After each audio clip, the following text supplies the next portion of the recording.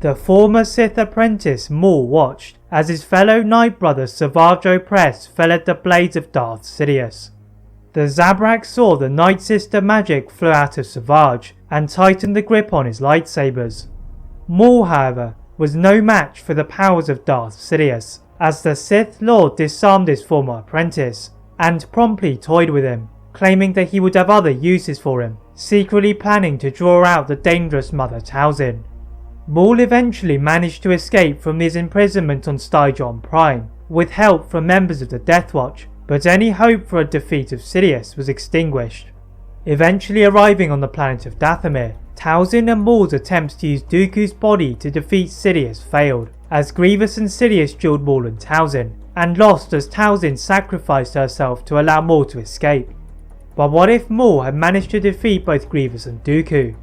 How would Sidious deal with the threat of Talzin and Maul? Would the Jedi find out about Sidious? As you are going to find out, the fall of Dooku and Grievous would have groundbreaking consequences. As Maul force-pushed Grievous out of the mouth of an arch, Talzin and Sidious battled with their own lightning attacks. The Zabrak saw Dooku getting up from Talzin's control over his body, and before he could launch a force-lightning attack, Dooku plunged his darksaber into the Sith apprentice.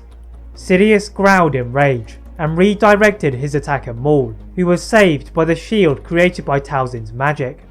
As he rolled away, Grievous had risen from his fall, and Maul knew the cyborg was after Talzin. The Zabrak blocked Grievous's lightsabers with his darksaber, and force-pushed him again towards the Mandalorian warriors.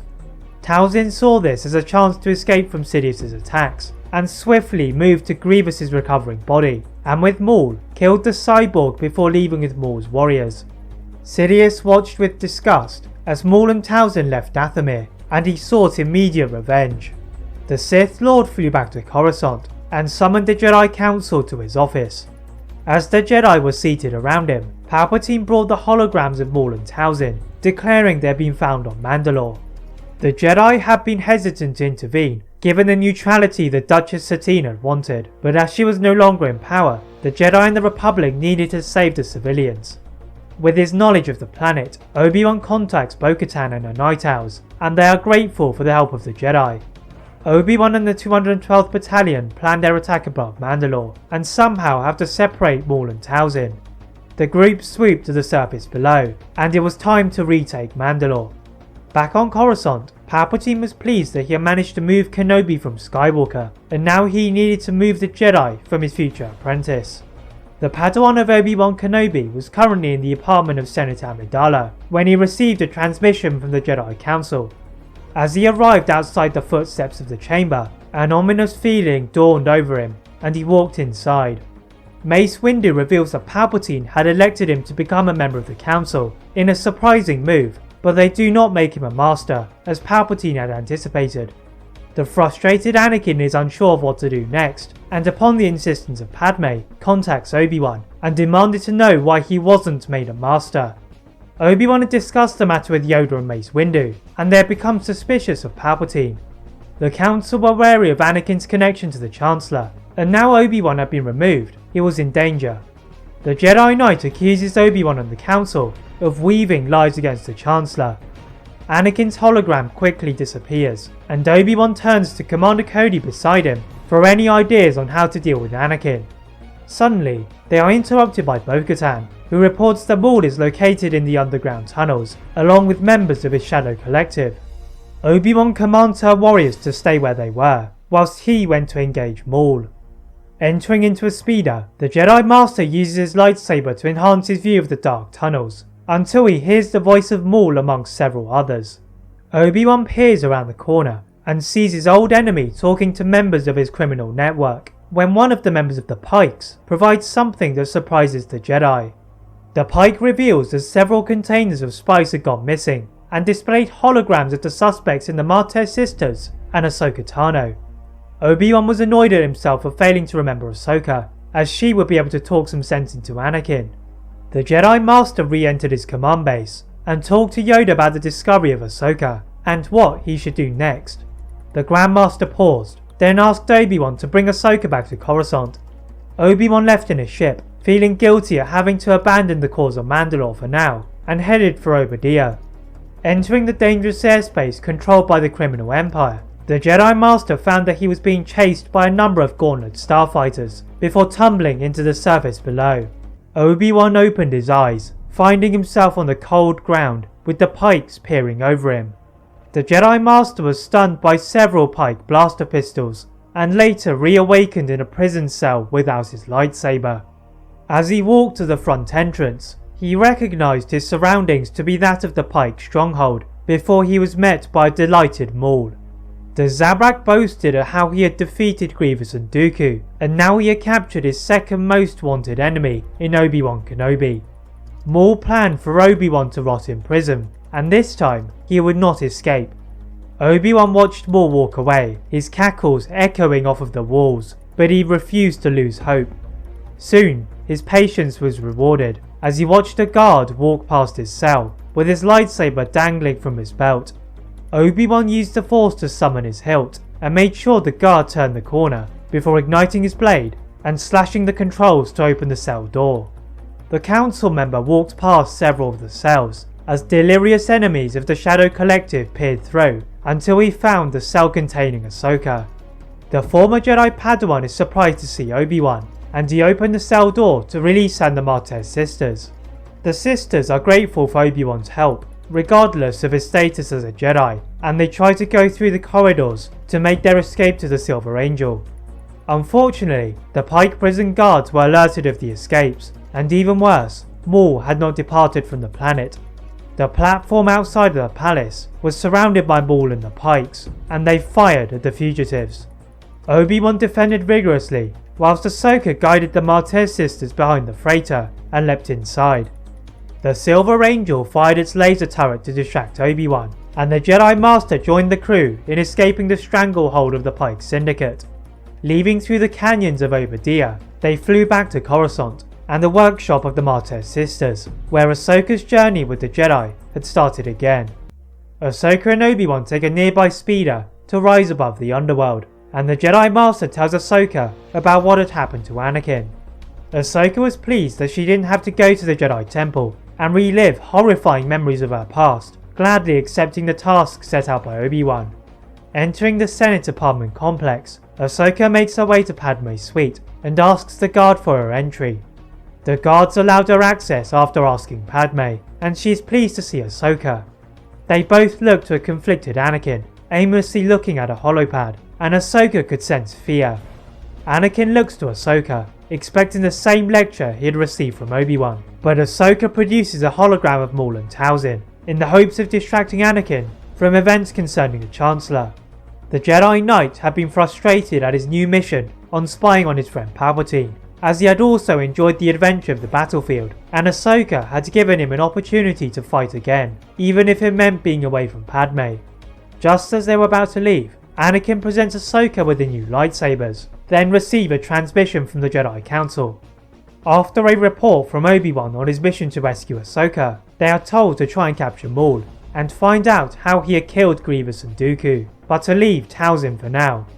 Entering into Obi-Wan's cruiser, the Jedi Master is pleased with the help of Anakin, Ahsoka and the 501st Legion, as he had been struggling prior to his departure from Mandalore, and he had received little word from his own battalion. But as they entered the airspace above Mandalore, the Jedi and Ahsoka sensed something wrong. All three jumped into their respective starfighters and flew to the surface below, finding it bathed in a green haze. Even without the magic native to Dathomir, Mother Talzin had managed to create a bubble over the large area, surrounding both the Republic forces and Bo-Katan's warriors, and there was no way out for those within. The new forces decided to lure Maul, as he was the one they wanted, and Obi-Wan ventures on his own around the perimeter of the area. Finally spying the Zabrak in the palace throne room, Maul is quick to notice Obi-Wan and asks Talzin to lower the protective shield, whilst he dealt with the Jedi. Igniting his blades, Maul and Obi-Wan dueled through the city, with the Jedi Master holding back to allow Republic forces and Night Owls to attack Maul and Talzin's army. Soon Obi-Wan is joined by Anakin, and Maul is outmatched. The power of the two Jedi and their seamless combinations divide Maul's lightsaber into two, before he was eventually fully disarmed. Obi-Wan placed his lightsaber to the neck of Maul, who merely laughed, as if he were killed, both he and the Jedi would lose, and the reign of Darth Sidious would begin. Anakin moved his master to the side and began his own interrogation on Maul, demanding to know how he had defeated both Grievous and Dooku. The former Sith apprentice motioned behind him, and Talzin soon appeared by his side. The spiritual leader of the Nightsister clan did not have quarrels with the Jedi as much as she had had with the Sith, and knew she could not defeat Sidious on their own. Talzin stands between the Jedi and Maul, offering the Jedi information in return for Dathomir to be left alone. Maul is infuriated at Talzin's offer, but she tempered Maul's emotions as the Jedi walked away to confer with the Jedi Council. Yoda was concerned with the true motives of the leader of the Nightsister clan, but the Sith were the bigger threat. The Council reluctantly accepted Talzin's offer, and it seemed Maul had been convinced by Talzin, as he revealed to the Jedi that Palpatine was the Sith Lord under their noses, and that Anakin had been nurtured since the Battle of Naboo to be his future apprentice. Ahsoka, who had heard the deal taking place, rushes back to their temporary base and contacts the Jedi Council. On Coruscant, the Jedi awaited a signal from Mandalore, and Yoda activated the transmission from Ahsoka. The former Jedi Padawan told the Jedi what Maul had revealed about Sidious, and the Council's worst fears had been confirmed. It was crucial for the Jedi to remove Sidious, and not let him anywhere near Anakin. Yoda, Mace Windu and several other council members marched to the Chancellor's office and barged their way inside. Walking through, they expected to see Palpatine seated in his customary chair, but he was nowhere to be found. Yoda soon realises that those on Mandalore were in grave danger, and they had to warn the Jedi. The Jedi rush back to the council chamber and activate the holoprojector again, only to find the hooded figure of Darth Sidious, who had intercepted their lines of communication. Facing Yoda, Sidious devilishly cackled, then executed Order 66 and disappeared. The Jedi Council were confused as to what the order was, until they heard the screams from the lower levels. Rushing down to the temple floor, clones were turning on the Jedi, and they have to devise a quick plan of action. Mace Windu assigns everyone to defend the temple other than himself and Yoda, who first go to issue a warning to the other Jedi across the galaxy, then move through the gunfire of the clone troopers to go to Mandalore.